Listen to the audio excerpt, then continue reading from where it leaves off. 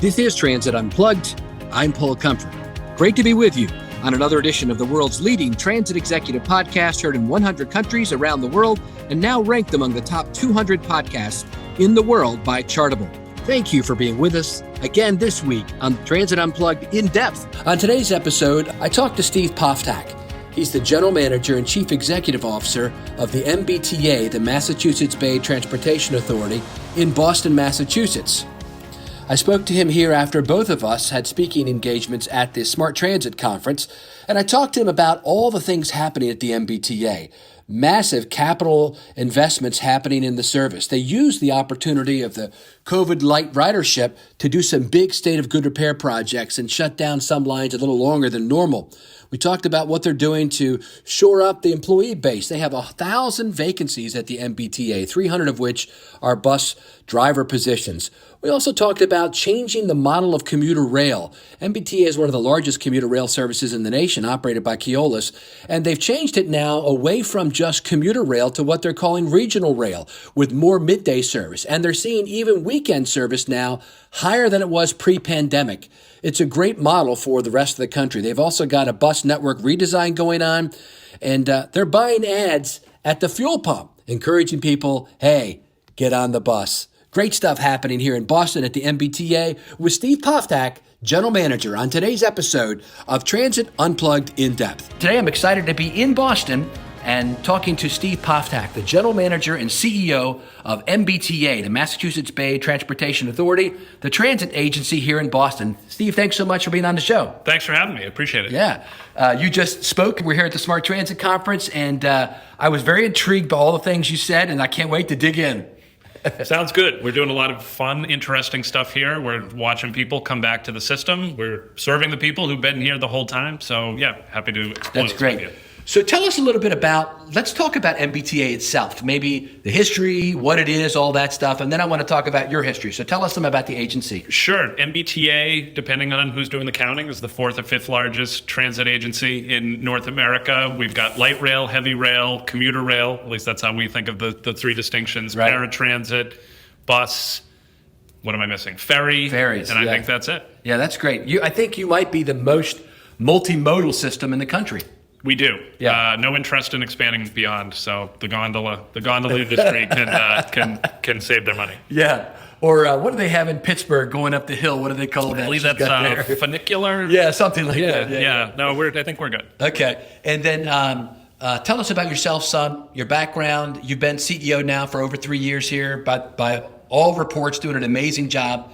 Maybe tell us how the agency is structured to, at the end of that, about it's a state agency and all that. Sure. We are, I guess, my initial engagement with the MBTA was in 2015 when I was appointed to the Fiscal and Management Control Board, which was put in place after a horrific winter here in Boston that really took its toll. We all remember that story. Yes, that really took its toll in the MBTA. I started out as a board member, vice chair of that board. Served on that for a number of years. I did a stint in 2017 for 10 weeks as interim general manager. Okay. Kind of got my feet wet, got interested in the job. The job then came open, and I started January 1st, 2019. So I've been in the post now almost 3 months, 3 years, 3 months almost. And are you appointed by Charlie Baker? Or? I am appointed by the Secretary of Transportation. Okay. Just like who at that point was Stephanie Pollack. Yes. And the Secretary of Transportation is appointed by the governor. Okay. Gotcha. Do you have a board? I do. The board has changed. I left the Fiscal Management Control Board, came over to be general manager. Fiscal Management Control Board stayed in place for a period of time. We just had a new board constituted last year. Okay. So we're going through the motions of now having kind of a more formalized board of directors operating, I think, at a little bit higher altitude in terms of in terms of the type of work they're engaged in. But obviously grateful for everyone's service who served on the FMCB. It's a little self-serving given that I was on it as well, but obviously was able to take the agency from what was a very, very tough position and get us on a much more solid foundation. Yeah, that's great. Boston's such a great city with such a great history. It's like an iconic American city. A lot of people around the world and the country, though, when they think Boston still had this, there was a term called the Big Dig. Can you tell us what that was and what's happening now? It still looks like there's a lot of construction going on around here. Boston is booming, right? Yeah. There's surely a construction boom. The Big Dig essentially took what was a huge surface artery, multi-level surface artery that stretched to the city and put it underground. Roads for people to drive on. Roads, and put it underground. The story there is the original, and forgive me if some of these figures are only directionally accurate, but the story there is it's impacted transportation funding essentially forever. It started out as a $2 to $3 billion project, kind of at the cost estimate stage. It ended up being a $14.625 billion project. Wow. It also started out as one that had a fairly minimal local match to federal funding. About halfway through the project, the feds turned the spigot off. So to get to that $14.625 billion spending number, the state had to put up billions that it did not plan to put up in the beginning. And one cannot really, I don't think you can rationally stop a project like that halfway through. Right. Yeah. So the impact of that decision, and it's obviously had huge positives for the area. Yeah. But is it also done now? It is done. Okay. It is done. It's been done for a number of years. That's what I thought, yeah. But the funding issues that came with it have reverberated. But it has also sort of helped parts of the city, including where we're sitting right now. The Seaport now has ready access to the major east-west corridor, the Mass Pike. So it's had a bunch of impacts, many of them positive. That's good. Do your buses run on it too? You go in the tunnels? We can go in the tunnels. Yes, we have some service that utilizes both the Pike and utilizes kind of this area here that is configured around a part of the Big Dig. Yeah. Tell us about the scope of your service. We kind of talked about the modes, but give us a feeling of the size, how many buses you have, how many trains, that kind of stuff, and how many employees the agency has, all that. Sure. We've got about 6,400 employees working directly under the MBTA umbrella. Okay. We also have a number of services, commuter rail and paratransit and ferry are all operated by third-party operators. Any given day, we've got about 3,000 people working as contractors. So 10,000 people under the big umbrella. In terms of the level of service, we have about 600 subway cars across our light and heavy rail. On commuter rail, I think we have roughly 90 locomotives in the fleet on any given day. About 60 of them are out in service. Got over 1,000 buses serving, it's not quite, but almost 7,700 bus stops. On the ferry side of the house, there's 12 ferries. 3 of them belong to the T. 9 of them belong to our operator, which is Boston Harbor Cruises. That's great. Did I leave anybody out? I guess I left out on paratransit. We have about 800 vehicles on paratransit, and that's operated under contract by Veterans Transportation and National Express. Oh, yeah, I know those guys. And does Keolis do your commuter rail still? Yes, I left that out. Yes, Keolis runs commuter rail. They're roughly, give or take, 2,000 employees, so pretty substantial operation. 400 route miles. It's a pretty big system. David Scory's a pal of mine, and David, he ran it for a while, right? He's moved on. He's no longer. Yes, he's no longer a general manager. But David was a great partner, and we're really excited to work with the new general manager, Abdella Charaj, who's been under the Keolis umbrella, but is joining us here in Boston now. What are the big issues in transit now in Boston? I think for us, the biggest issue, I guess, in the kind of short and medium term is how do we hire enough people to get the service levels where we want them? People are coming back. They may not come back with the same frequency that they did. We find we're gaining more riders than rides, I guess, is kind of one phenomena. The person who would come back and reliably travel 20 times a month may only be traveling 5 or 10 times a month. So due to the changed work schedules people have now where they don't have to go into the office as much? Yeah, there's a lot more flexibility in certain jobs, right? Other jobs are, one cannot drive a bus from on a Zoom call, right? That's right. One has to be in the bus. Yeah. So, there's plenty of people who show up every day, but there's a definite, there's this definite phenomenon. People are coming back. It's the tightest labor market we've ever seen. Isn't it amazing? The MBTA used to have thousands of people on lists. Lined up to work here, right? Lined up to work, and we are doing everything we can. We have an extensive public relations campaign. We're paying bonuses. We've raised the pay rate for trainees. We're doing everything we can. What do you think that is? I mean, what's your thoughts on it? I've talked to other people. Everybody's got different opinions. But... Tight labor market. I think we're trying to communicate the value proposition of the MBTA. We're a stable, long-term employer. We're not going to lay you off after Christmas. Good benefits. Good benefits. Yeah. Retire with a pension, opportunity for advancement. We're trying to really sell that value proposition. We are competing with other entities out in the marketplace who I think are, at least in the short term, as equally aggressive on pay and bonuses as we are, maybe that don't have the long-term benefits, and that's what we're trying to sell. And that also I don't have the same requirements around drug testing that we do. To be clear, I am wholly in favor of those requirements. This is not me advocating for any type of relief, but it is a competitive.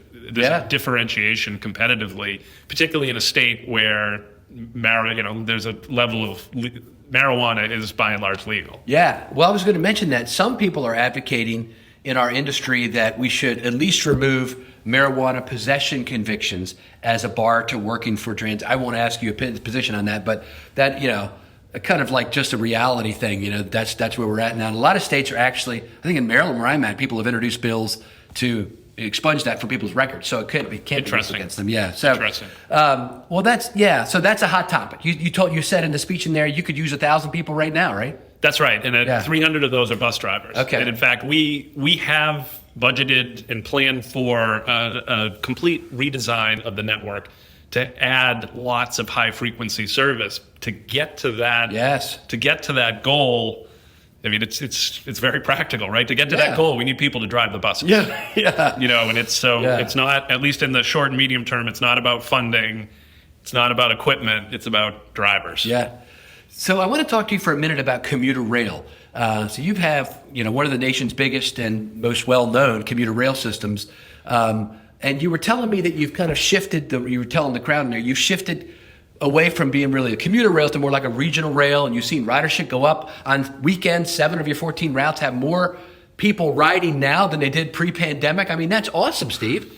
Yeah, this shift has been great. So it's gone from kind of that pure play commuter rail where you're really focused on maximizing the number of trains coming in around the peaks, and you're distributing service throughout the day. In the old model, we would have gaps on certain lines of 2 to 3 hours where there was no service. Right. I think what we're seeing is by having regular service every hour, it makes it more legible and understandable for the consumer. I'm a dyed-in-the-wool transit guy, and I used to fumble with the timetables to figure out these odd hours. Now I know, for instance, where I currently pick up commuter rail, half past the hour, right? I know consistently throughout the day, and I can, and that sticks in my head, and I can do it.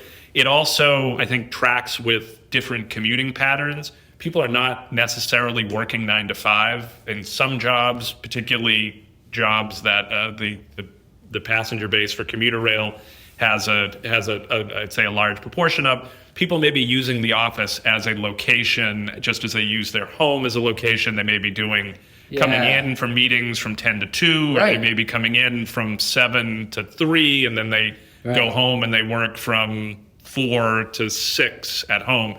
That having regular service gives our customers options. That's great. You won an award I saw in 2020, the Frequency Award, the Best COVID Service Redistribution Plan. Which was for all the work we did on bus, and our bus planning team did an unbelievable job of focusing on where the riders were, and we may have, many of us may be trying to forget 2020, but if you can think back to that, right? Huge demand for social distancing at that time. Yes. And what we were able to do was get more service onto routes, and we were able to build, with the technology we have, the ability to track crowding on buses and set a crowding threshold. The old crowding threshold was 48. The new crowding threshold we put in place in 2020 was 20, which essentially allowed you 3 feet of distance, which was at that point the World Health Organization guidance. But it allowed us to monitor where crowding was and also monitoring ridership. We did shut down a number of routes that didn't have ridership, and we repositioned those vehicles to the places where we were seeing crowding. Have all those limits been lifted now? I mean, are you back to full ridership? We no longer adhere to that 20 is crowded standard. Yeah. We're not seeing very much crowding, very limited crowding with the old but now new standard. Yeah. Of 48 is crowded. The places where we see the most crowding is typically we run a couple routes that serve schools. So we get kind of a peaking issue. Yeah. And many thanks to the students from the Boston Public Schools who text me to let me know that the bus is too crowded. And part of that is you've got a peaking issue. Part of that ties back into the person power issue, right? We need more operators. We definitely want to provide that service. We just need to get the bodies to do it. You did a full bus network redesign, or are you doing one now? We're in the process. The analytical legwork has been done, and now we're doing the initial community and stakeholder engagement to get people's opinions, people's thoughts. Yeah, we went through all that in Boulder. Kevin Quinn, my planning director, is now Transit, led that whole effort. 200 public meetings, all that kind of stuff. Then you readjust, minimize I always say, whenever you have a great initial action, you anticipate what the blowback is going to be, then adjust it slightly to minimize that blowback so you can institute it, right?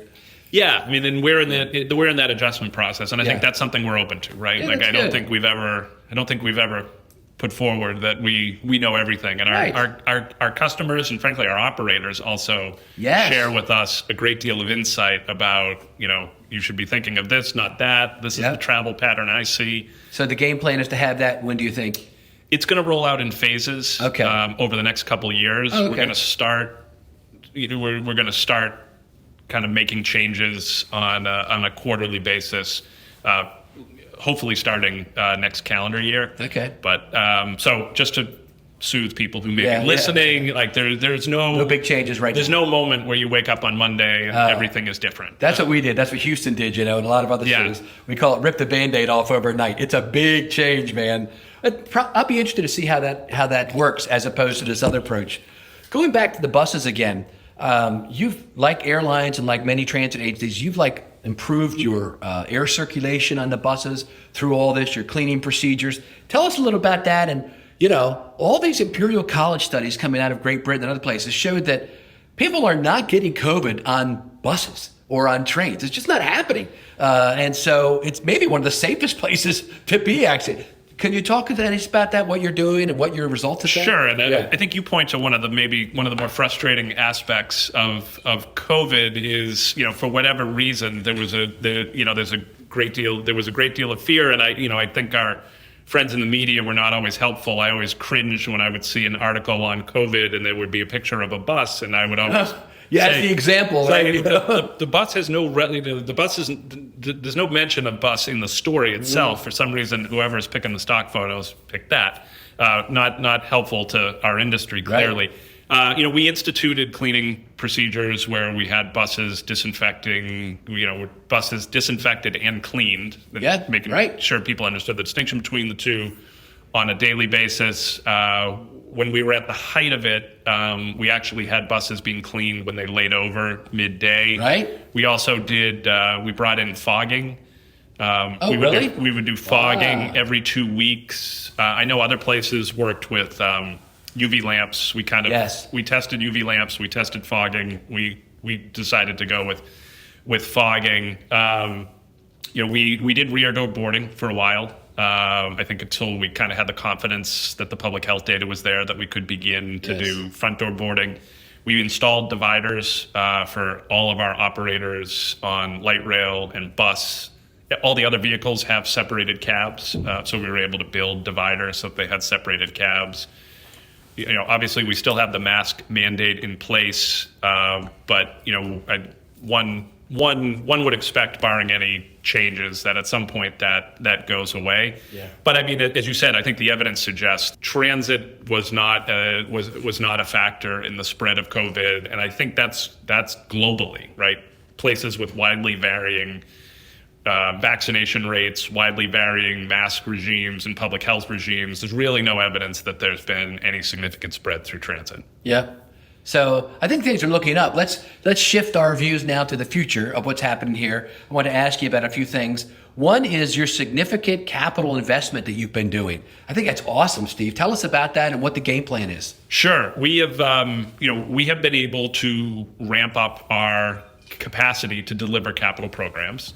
We've also, I think, I would say in communion with our customers, sort of gotten people used to more dramatic closures of the system, where we would do, a week-long closure of a portion of a line. Yes. Which lets you get so much more work done, right? Mm-hmm. The idea that you can set up, work for 2 hours, and tear down overnights and fix a system the size and scale of the MBTA is not reasonable. And you had a window of opportunity to do it during the peak of the pandemic, right? When service wasn't running as much anyway? We took advantage of lower ridership rates, which makes it a lot easier. If you're running a bus shuttle for 20% of pre-COVID ridership, it's a lot easier to run that. As more riders come back, it becomes more challenging. But we are committed to fixing the system, and I'm hopeful that people are seeing improvements as a consequence of this investment. I think one of the most dramatic ones is going to happen this Monday when we open the Union Square branch of the Green Line extension. Green Line extension is a $2.3 billion project that it's been on the drawing boards for decades at this point. One of the dignitaries at the groundbreaking that I had the pleasure of attending said, I have 5 shovels from Green Line extension groundbreaking. And it's, I think it's a special moment for us to sort of bring everybody back and say, okay, there were 5 groundbreakings. Right. We're there. Yeah. This team got it done, which is really extraordinary. Yeah. You had, did I see a center lane, bus lane as the only one in America or New England or something? Tell me about that. Yes, we have a wonderful center running bus lane on Columbus Ave in Boston, and we were able to open it up. I guess it was September of last year. It's the only one in New England, so we're really pleased, and we're also going to be extending it. So it works great. It's helped improve service. We've done customer surveys. People are finding the service faster and more reliable, and that is the promise of bus lanes. So we're hopeful that we feel that we have built momentum around bus lanes, and that we'll be able to continue that momentum. How do you enforce them, by the way? It's a combination of transit police and local police. Okay. I think my experience has been when you first put the bus lane in, it is a period of adjustment. Sure. There's people in the lane. There's people making U-turns. I think as people get used to it and acclimated to it, you have much fewer enforcement issues. Yeah, that makes sense. Tell us about federal funding. So, there's been a lot of big announcements coming out of Washington after a Reauthorization Act was passed as part of the bipartisan infrastructure bill. And as you and I were talking about prior to coming on the air, I really feel like the federal government has realized that they have a more continuing responsibility to fund operating dollars for public transit agencies because, like your agency did during the peak of the pandemic, the folks who were considered essential workers, the ones running the hospitals and the water plants and all that stuff, they rode our services, our bus services, and really, transit is essential. It's not just a choice. People have to ride transit. So the federal government has figured out this is a national priority, which I'm super excited about. How has that helped you in your funding levels, and what's it look like going, let's say, in the next year or two? How's funding look? Just to illustrate your point, when we were in sort of the depths of the pandemic, right, and I would say that, think about April and May of 2020, right? Yeah. We didn't know that much about COVID. Right. I think there was a great deal of well-founded fear about what this could be, and almost, most people who had any options were not venturing out.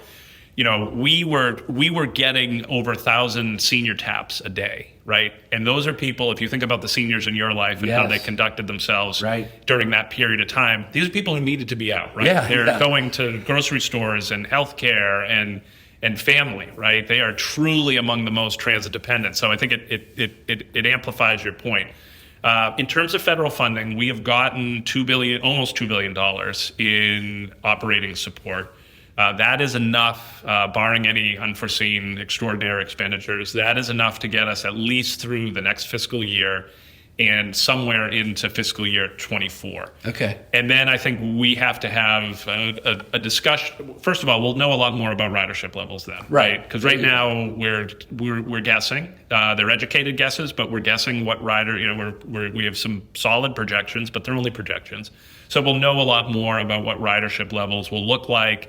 And then I think it is a conversation about what is the appropriate funding structure for the T going forward. And obviously we'll see what the level of engagement is at the federal level for that type of support. Were you one of the 35 cities recently that got the extra bump from ARPA?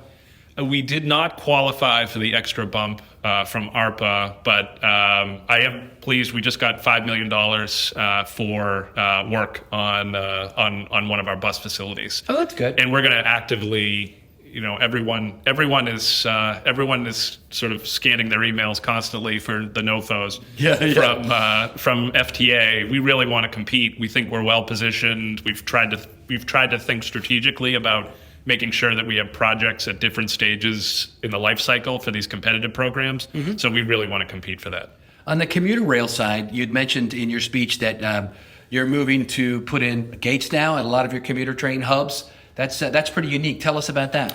We, one of the frequent complaints we got from commuter rail riders, particularly pass holders, where our passes are distance based. So depending on where you are riding in from, you could have a pass that costs $300 or $400 a month. One of the issues we had was fare non-collection, and that might be a case where, again, pre-COVID, this was a much more acute problem. Right. Pre-COVID, where you had packed trains where conductor simply doesn't have time to collect fares and operate the doors station to station. It is not feasible across a system of our breadth to have gated fare collection at every single station, because some of these stations, frankly, don't have a lot of volume and they're not configured like a subway station. They're configured like a commuter rail station. So what we've done is we're going to put fare gates first in North Station, then South Station, Back Bay, so that over 70% of our customers then will interact with the fare gate every day, either getting on or getting off. And we think that's the most efficient way to try to deal with this problem. That doesn't, I don't think it's realistic for us to put fare gates out in many of the many locations on the commuter rail. As we record this today, a big issue across America is increasing fuel prices, gas, paying at the pump. It's going up a lot. But this is, just like we talked about earlier, it's a crisis, but I think it's an opportunity for public transit to encourage people to get back on the bus. One of the things that was really cool that you mentioned that you're doing is you're actually buying some of the video ads at the fuel pump to tell people, hey, you just paid $4.50 a gallon. You can get on a bus for less than that. And I should say, we put this program in place before fuel prices escalated. Oh, is it right? So okay. I don't want to be viewed as opportunistic or mean-spirited. But it's it's been a wonderful initiative by our customer experience team. I think you're hugely creative. That was not my idea. It was the team's idea. But it's a great way to reach people at that what is now kind of an acute pain point. Right. As you fill up your tank, planting the seed. Hey, the T is here. And we've tried to combine that with some of our other messaging about the relative safety of riding public transit. Yeah. And also all the things that are happening, the cleaning, the air circulation, trying to sort of get people who might be choice riders to think about taking the T. Yep. Yeah, maybe it'll help us get some riders back. I guess my last question is, more future-oriented. What do you see as the future here at the T and also for our industry of public transportation? I mean, you're CEO of one of the top transit systems in America. Give us a view of where you think we're going as an industry. I mean, I think we're at a moment of tremendous opportunity, and I think for us, a lot of this is execution. We are adding capacity on the Red and Orange line, our two largest subway lines. We're planning to add capacity on the Green line in the longer term. We're reconfiguring our bus network, and we're adding capacity. We're also putting in the foundational elements to electrify service as well. And we're doing some long-term thinking about the future commuter rail. I think I think we have a lot to offer. It's a very complicated set of things to execute on, but I think every time we make those step changes in service, we're going to bring people back onto the system. So we look forward to making that all happen for our customers. That's great. And what about like just generally for the industry? Are there any things you see coming for transit agencies across America? I mean, I think there's going to be, I think right now there's a robust conversation around fares. I continue to think, at least for the T, the way we're configured, the T is the fares are a foundational element for us. But I think there's some interesting thinking there. I think the continuing challenge of capital investment is one that is going to challenge. Right now, funding is less of a concern for us.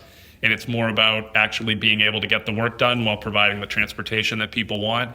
So, I think there's exciting things happening in transit. I think we can improve our service to an extent where we're really going to attract a lot of people back. I showed one slide where when we changed not only the schedule but the frequency on commuter rail, we instantly saw a jump in ridership. I think we can do that across other modes. We just need to execute. Yeah, and as I mentioned there, I think it's a model for commuter rail across the world, what you've done here. I mean, what's your ridership back up to pre-pandemic now overall?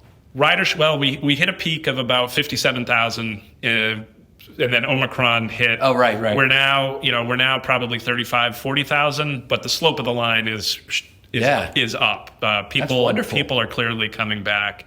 So we look forward to serving them. Excellent. Steve Poftak, General Manager of MBTA, thanks so much for spending some time with us today and sharing all the great things you're doing here at the T. Well, thanks so much. We appreciate your time. Thank you for listening to this week's episode of Transit Unplugged In-depth with our special guest, Steve Poftak of the MBTA. And next week on Transit Unplugged News and Views, we have Mr. Luc Richard of Quebec City Transit, or RTC, from Quebec City, Quebec. If you have a question, comment, or would like to be a guest on Transit Unplugged, email us anytime at info@transitunplugged.com. So until next week, ride safe and ride happy.